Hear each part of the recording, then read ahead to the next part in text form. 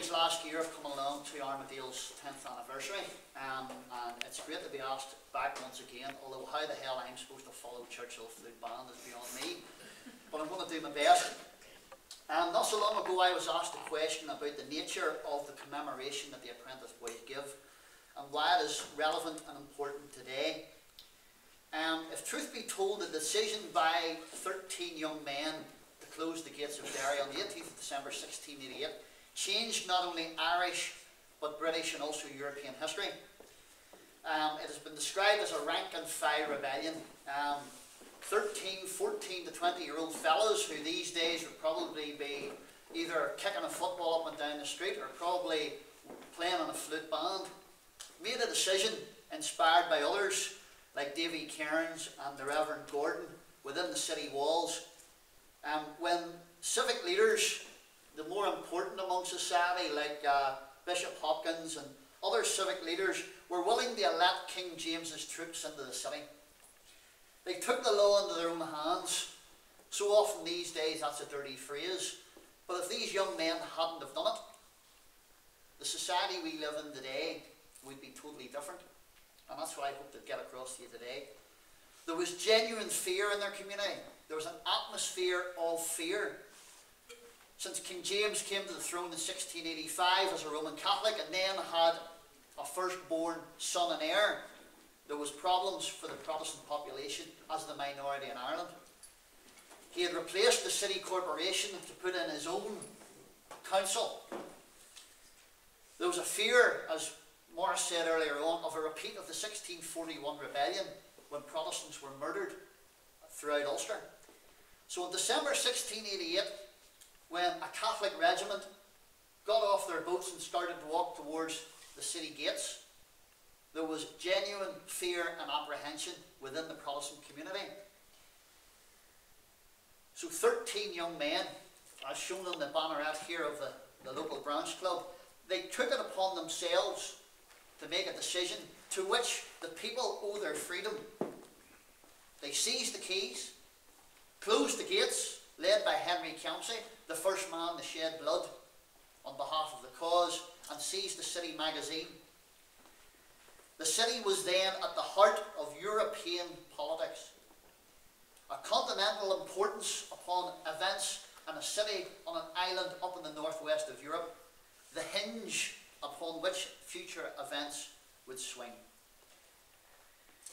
Once the gates were closed and Lord Anthony Redshanks were refused admission, there was a period of negotiation, and a Protestant regiment was allowed into the city led by Colonel Robert Lundy. More about him later, and obviously tonight as well.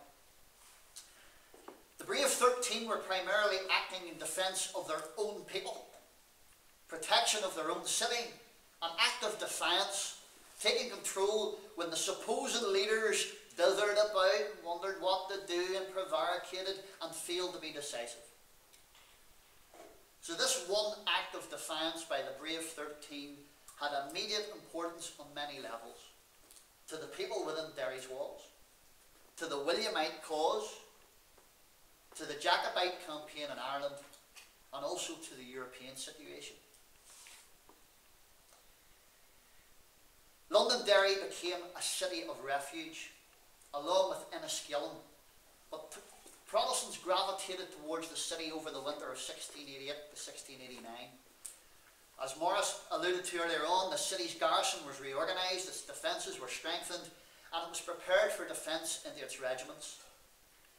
But there was many weaknesses within that defence, most notably by the aforementioned Colonel Robert Lundy, who as governor was inadequate as a leader, poor as a commander.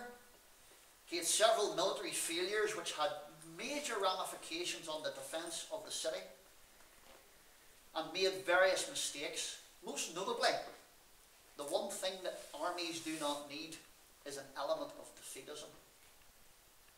He genuinely considered surrendering the city, and this loss of confidence in him when it was needed most meant that he was forced out.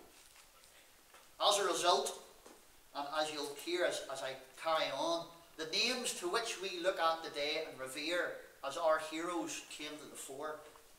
Henry Baker, widely respected amongst the community. George Walker, brave but controversial. Adam Murray, heroic, always in the last stand. And John Mitchellburn, who sacrificed everything, including his wife and his 7 children who died during the siege. So above all, this is a human story. Even as people left, there were still 20,000 Protestants inside the city walls, an area of 1.5 miles by a mile, under bombardment. One man, a man from Mahara, who travelled with his family to the city, describes a man called John Hunter.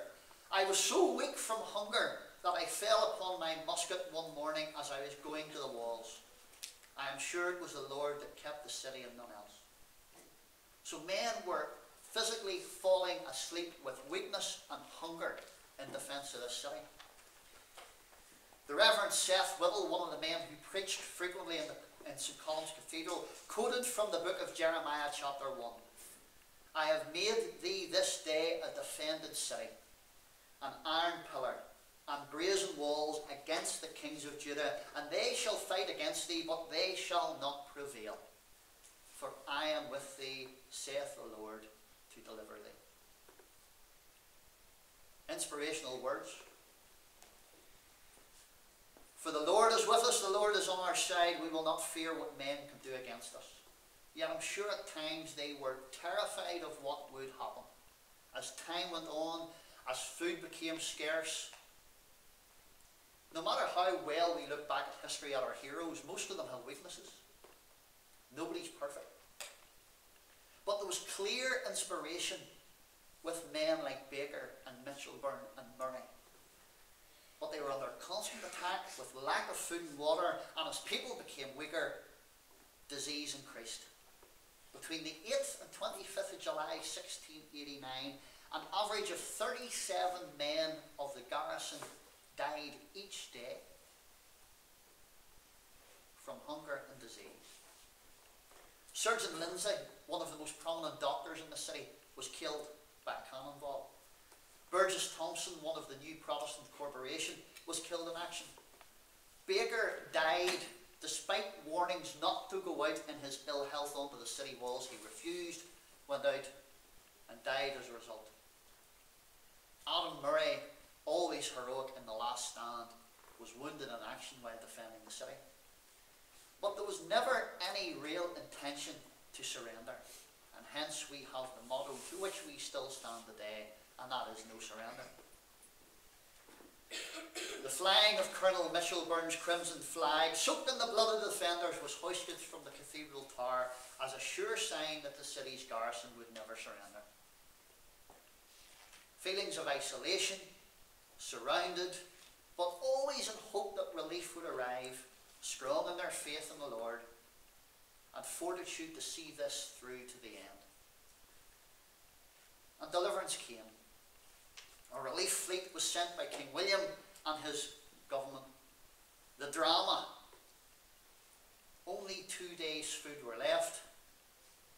Colonel Browning, a native of the city, was actually killed after the boom had been broken, having volunteered to lead the attack to save the city. Relief, certainly, but tinged with huge emotion. The famous painting that we were discussing earlier on of the relief of the city as Walker stands pointing down the foyle, sorry, wrong hand.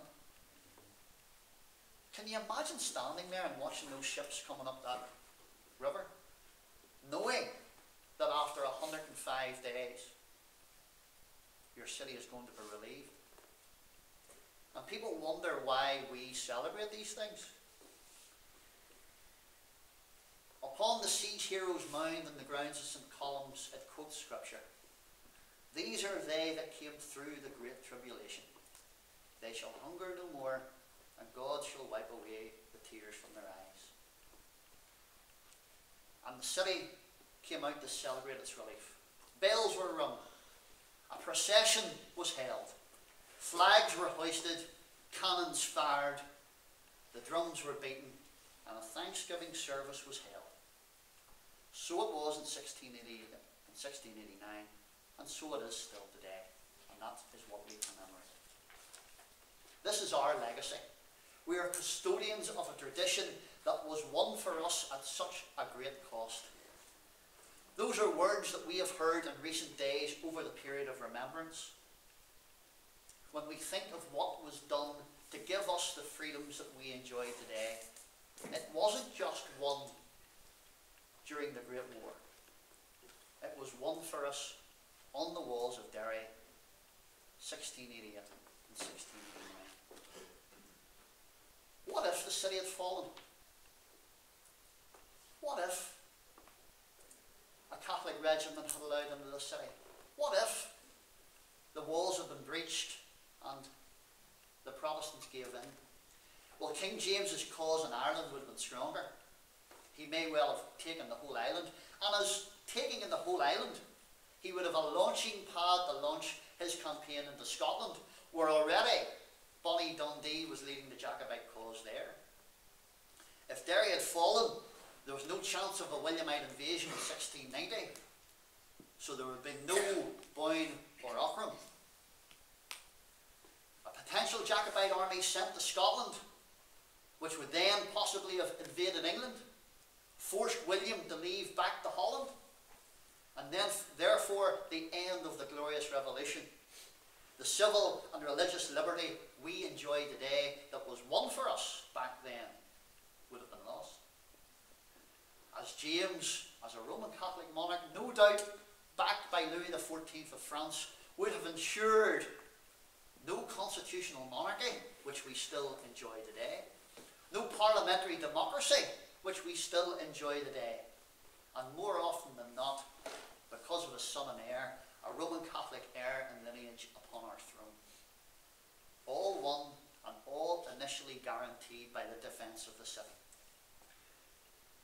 But this had a massive events in Europe as well, massive impact. Louis XIV would have been strengthened on the rest of Europe. Later, if the French monarchy had been made stronger and richer, would there have been a French Revolution 100 years later? Possibly not. And into the 17th century, would many of Protestants, as Morris mentioned earlier on, would many Protestants have left to go to America? Events would have changed. There would have been no large-scale emigration from England and Scotland to Ulster, or from Ulster to the American colonies. And remember, it was the Ulster Scots, the Scots-Irish, who were the colonial spirit and expansionists, those that won greater lands for American colonies, let alone a stand in favour of their independence. So today, perhaps Americans shouldn't only remember their 13 colonies. Perhaps they should also remember the brave 13 who closed the gates of Derry, because if history would have been different, make no mistake, if they hadn't have done so. So this defence of the city of Derry in the cause of liberty, in the cause of William, and in defence of their own people, it was a monumental event, one of huge importance, made sacred by the sacrifice of those who fought and died, men, women and children.